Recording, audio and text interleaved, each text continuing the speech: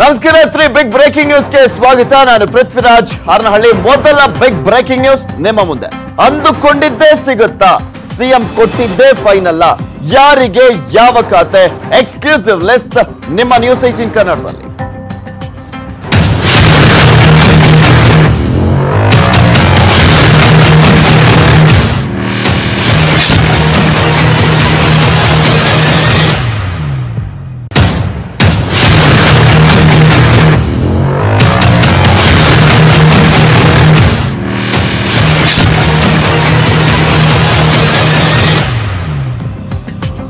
ಸಂಪುಟ ವಿಸ್ತರಣೆಯ ಸಂದರ್ಭದಲ್ಲಿ 10 ಜನ ನೂತನ ಸಚಿವರಾಗಿದ್ದಾರೆ. ಅವರಿಗೆ ಖಾತೆಯನ್ನ ಹಂಚಬೇಕಾಗಿದೆ.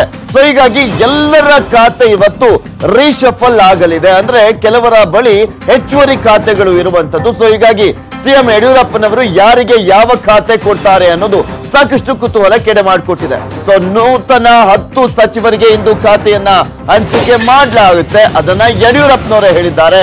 ನಾಳೆ ಬೆಳಗ್ಗೆ 10 ಗಂಟೆಗೆ ಅಂದ್ರೆ ಬೆಳಗ್ಗೆ ನಾನು ನೂತನ ಸಚಿವರಿಗೆ ಖಾತೆ ಹಂಚಿಕೆ ಮಾಡ್ತೀನಿ ಅಂತ ಹೇಳಿದ್ದಾರೆ ನಿನ್ನೆ. ಸೊ ಹೀಗಾಗಿ ಇವತ್ತು ಬೆಳಗ್ಗೆ ಯಾರ್ಯಾರಿಗೆ ಯಾವ್ಯಾವ ಖಾತೆ ಅನ್ನೋದು ಅಧಿಕೃತಗೊಳ್ಳಲಿದೆ. ದೊಡ್ಡ ದೊಡ್ಡ ಖಾತೆಗಳ ಮೇಲೆ ಸಚಿವರು ಕಣ್ಣನ್ನ ಇಟ್ಟಿರುವಂತದ್ದು. ಯಾರಿಗೆ ಯಾವ ಖಾತೆ? ಎಕ್ಸ್ಕ್ಲೂಸಿವ್ ಲಿಸ್ಟ್ ಅನ್ನು ನಿಮ್ಮ ಮುಂದೆ ಇಡ್ತೀನಿ.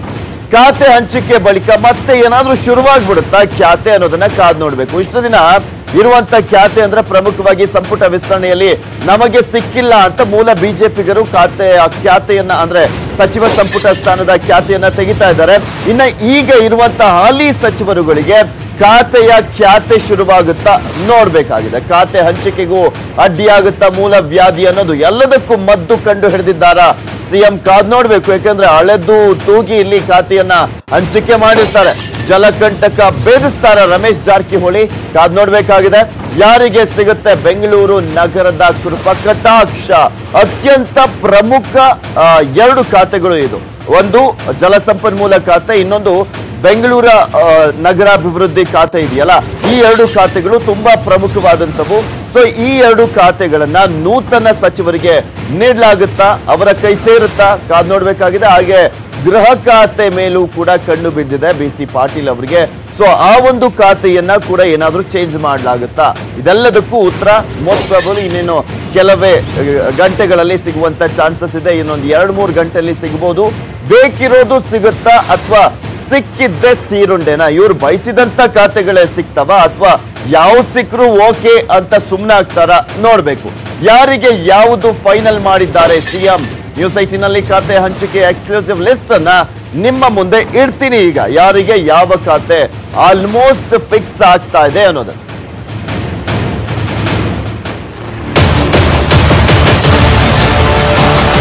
ಬೆಂಗಳೂರು ಖಾತೆ ಯಾರಿಗೂ ಕೊಟ್ಟಿಲ್ಲ ಮುಖ್ಯಮಂತ್ರಿಗಳು. ಅದು ಕೊಡಿ ಅಂತ ಕೇಳೋಣ ಅಂತಷ್ಟೇ. ಕೊಟ್ಟರು ಕೊಡ್ಬೋದು, ಕೊಡದೆ ಬೇರೆ ಯಾವ ಖಾತೆ ಕೊಟ್ಟರು ಪರವಾಗಿಲ್ಲ. ನಾನು ಖಾತೆಗೆ ನಿರೀಕ್ಷೆ ಮಾಡಿ ಬಂದಂತವನಲ್ಲ. ಕೆಲವು ಮನವಿ ಮಾಡ್ಕೊಂಡಿದ್ದೀನಿ, ಅವೆಲ್ಲ ಈಡೇರುತ್ತೆ ಅಂತ ಹೇಳಿ ನನಗೆ ನಂಬಿಕೆ ಇದೆ. 20 ವರ್ಷದಲ್ಲಿ ವಿವಿಧ ಕ್ಷೇತ್ರಗಳಲ್ಲಿ ನಾನು ಕೆಲಸ ಮಾಡಿದ್ದೆ. ಹೇಳ್ಬೇಕಂದ್ರೆ ವೈದ್ಯಕೀಯ ಕ್ಷೇತ್ರದಲ್ಲೇ ಹೆಚ್ಚಾಗಿ ಮಾಡಿದ್ದೆ. ನಾನು ನಿರ್ದಿಷ್ಟ ಅಂತ ಹೇಳಿಲ್ಲ. ಮಾನ್ಯ ಮುಖ್ಯಮಂತ್ರಿಗಳು ಏನ್ ಜವಾಬ್ದಾರಿ ಕೊಡ್ತಾರೋ ಅದನ್ನ ಹೇಳಿ.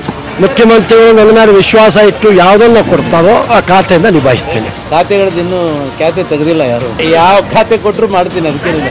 ಇಡೀ ರಾಜ್ಯದ ಯಾವುದೇ ಖಾತೆಯನ್ನು ಕೊಟ್ಟರು ಅದನ್ನ ನಿಭಾಯಿಸತಕ್ಕಂಥ ಶಕ್ತಿ ಭಗವಂತ ಕೊಟ್ಟಿದ್ದಾನೆ. ಇಡೀ ಕರ್ನಾಟಕಕ್ಕೆ ಒಂದು ಜವಾಬ್ದಾರಿಯನ್ನ ಮುಖ್ಯಮಂತ್ರಿಗಳು ಮತ್ತು ಪ್ರಧಾನಿಗಳು ಕೊಟ್ಟಿದ್ದಾರೆ. ಗ್ರಾಮೀಣ ಭಾಗಕ್ಕೆ ಸಂಬಂಧಪಟ್ಟ ನಮಗೆ ಯಾವುದೇ ಒಂದು ಪೋರ್ಟ್ಫೋಲಿಯೋ ಕೊಟ್ಟರೆ ನಮಗೆ ಒಂದು ಇಂಟ್ರೆಸ್ಟ್ಲಿ ಮಾಡಲಿಕ್ಕೆ ಬರ್ತದೆ ಅಂತ ಇಷ್ಟು ಹೇಳಿದ್ವಿ.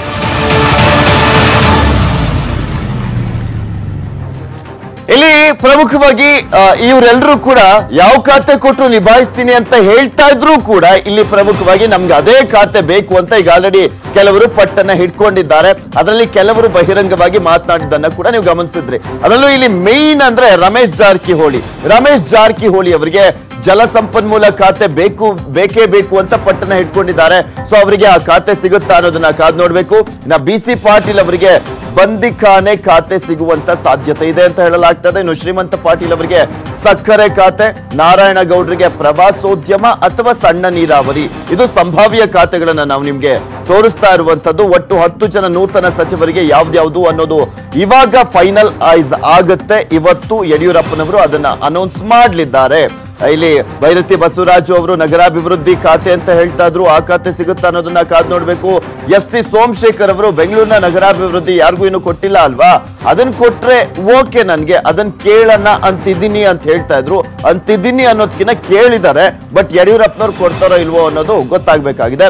ಹಾಗೆ ಡಾಕ್ಟರ್ ಸುಧಾಕರ್ ಅವರು ಒಂದು ಮಾತನ್ನ ಹೇಳ್ತಾ ಇದ್ರು, 20 ವರ್ಷದಿಂದ ಎಲ್ಲಾ ಕ್ಷೇತ್ರಗಳಲ್ಲೂ ಕೂಡ ನಾನು ಕೆಲಸವನ್ನ ಮಾಡಿದೀನಿ, ಆದ್ರೆ ಅದರಲ್ಲಿ ಜಾಸ್ತಿ ಕೆಲಸ ಮಾಡಿರೋದು ಅಂದ್ರೆ ವೈದ್ಯಕೀಯ ಈ ಒಂದು ಇಲಾಖೆಯಲ್ಲಿ. ಸೊ ಹೀಗಾಗಿ ಆ ಖಾತೆ ಕೊಟ್ರೆ ಓಕೆ ಅಂತ ಸಹಜವಾಗಿ ಅವರು ತಮ್ಮ ಅಭಿಪ್ರಾಯವನ್ನ ಹೇಳ್ತಾ ಇದ್ರು. ಸೊ ನೋಡ್ಬೇಕು, ಯಡಿಯೂರಪ್ಪನವರು ಇವರು ಕೇಳಿದಂತ ಖಾತೆಯನ್ನೇ ಕೊಡ್ತಾರಾ ಅಥವಾ ಯಾರಿಗೆ ಯಾವ ಖಾತೆ ಸೂಕ್ತ ಅನ್ನೋದನ್ನ ಲೆಕ್ಕಾಚಾರ ಹಾಕೊಂಡು ಕೊಡ್ಬೇಕಾಗುತ್ತಾ ಅಂತ. ಇಲ್ಲಿ ಈ ನೂತನ ಸಚಿವರಿಗೆ ಖಾತೆಯನ್ನ ಕೊಡಬೇಕು ಅಂದ್ರೆ ಈಗ ಆಲ್ರೆಡಿ 17 ಜನ ಮುಂಚೆ ಸಚಿವರಿದ್ರಲ್ಲ, ಇವರೆಲ್ಲ 10 ಜನ ಆಗೋದಕ್ಕೂ ಮುಂಚೆ ಅವರಿಂದ ಖಾತೆಯನ್ನ ಇಸ್ಕೊಂಡು ಕೊಡ್ಬೇಕಾಗಿರುವಂತದ್ದು ಪ್ರಮುಖ ಖಾತೆಗಳು ಕೆಲವರು 17 ಸಚಿವರ ಬಳಿ ಇರುವಂತ ಹಿನ್ನೆಲೆಯಲ್ಲಿ, ಸೊ ಅವರ ಮನವೊಲಿಸಿ ಇವರಿಗೆ ಕೊಡಬೇಕಾಗಿರುವಂತ ಹಿನ್ನೆಲೆಯಲ್ಲಿ ಯಾವ ರೀತಿಯಾಗಿ ಈ ಖಾತೆ ಹಂಚಿಕೆ ಆಗುತ್ತೆ ಅನ್ನೋದನ್ನ